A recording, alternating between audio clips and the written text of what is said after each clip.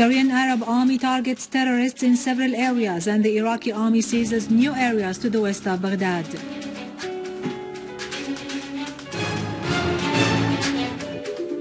Meeting Kerry, Lavrov says there are no legal reasons for non-cooperation with Syrian government in combating terrorism.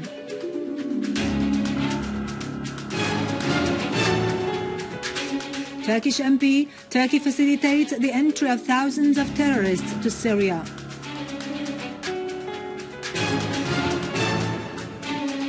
Daily Telegraph, Britain offers concessions to Qatar in favor of the security agreement recently signed between the two states.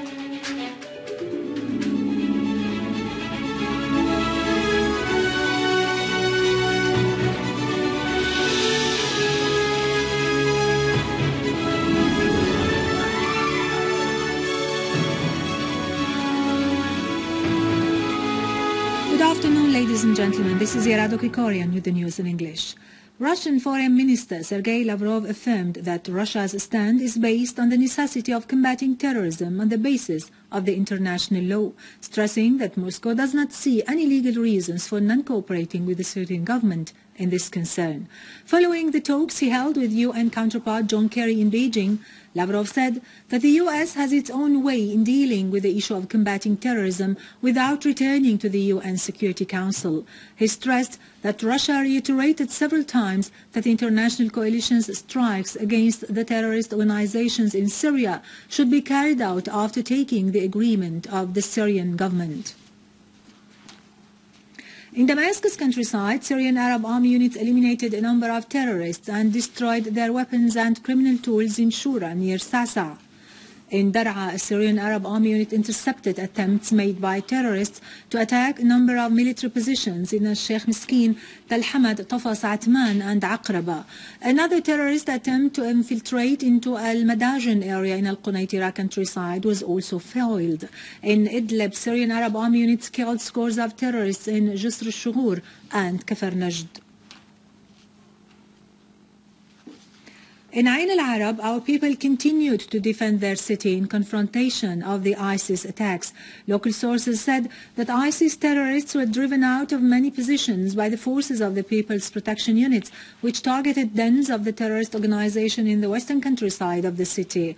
Meanwhile, the Pentagon said that the coalition warplanes launched 2 strikes against ISIS gatherings near the cultural center to the southeast of Ein Al-Arab. In Iraq, the Iraqi forces continue its operations of eliminating the ISIS terrorists in several sites, as they have killed 5 terrorists during clashes south Tikrit.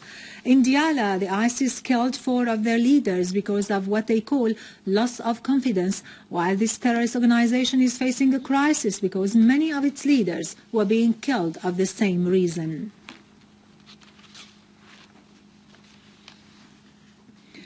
The Interpol International Office has announced in a statement that Turkey allowed the entrance of thousands of terrorists to Syria, providing them with total support.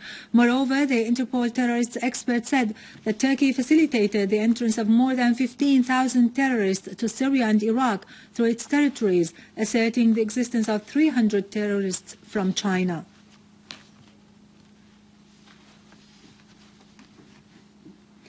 Turkish MP Muhammad Ali Adiboglu disclosed that more than 1,000 terrorists crossed the Syrian-Turkish borders to Syria during the past 3 weeks. The Turkish Cumhuriyet newspaper quoted Oglu as saying that the Justice and Development government recently sent huge lorries loaded with weapons from Iskenderun to Syria under the pretext of sending humanitarian aid.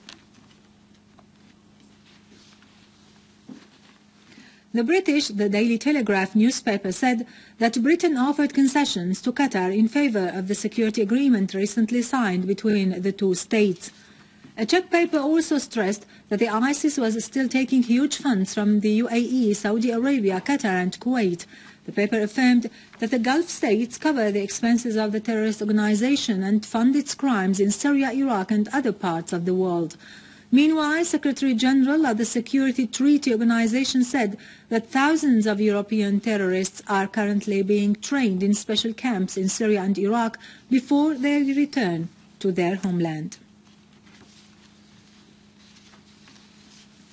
U.S. President Barack Obama sent a secret letter to the spiritual leader of the Islamic Republic in Iran, Ali Khamenei, last month, in which he recognized the mutual interest of the two states in combating the ISIS in Syria and Iraq. The Wall Street Journal said that Obama asked in his letter for the cooperation of the two states in combating the ISIS in Syria and Iraq and the support for Washington's coalition against this terrorist organization.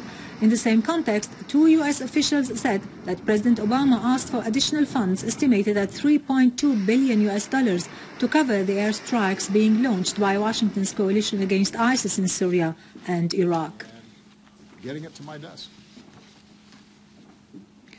Finally, the Russian Foreign Ministry announced that the negotiations round between Iran and the G5+1 on the political level concerning the Iranian nuclear file will be held in the Omani capital Muskat in the 11th of the current month.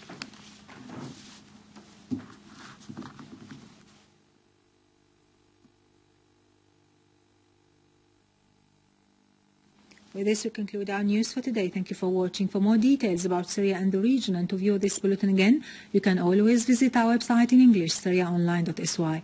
Now to latest business and market news with Nariman Qassam, but after a short break.